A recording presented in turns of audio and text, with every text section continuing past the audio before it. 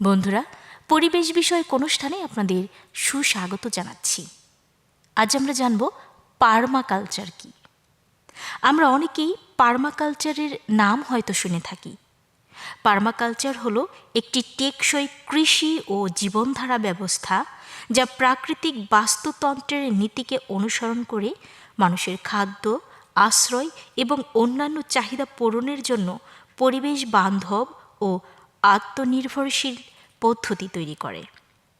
পার্মাকালচারের মূল লক্ষ্য হল প্রাকৃতিক সম্পদ সংরক্ষণ করে জীবনযাত্রা গঠন, রাসায়নিক মুক্ত চাষাবাদ, খাদ্য, পানি ও জ্বালানির স্বনির্ভর ব্যবস্থা তৈরি, মানুষের জীবন ও প্রকৃতির মধ্যে ভারসাম্য রক্ষা করা।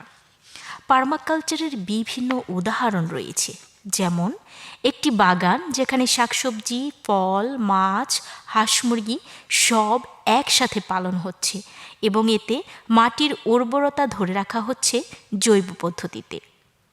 গ্রামের এক বাড়িতে বৃষ্টির পানি সংরক্ষণ করা হচ্ছে, বজ্র দিয়ে কম্পোস্ট তৈরি হচ্ছে, আর সেই সার ব্যবহার করে বিভিন্ন ধরনের ফসল উৎপাদন করা হচ্ছে।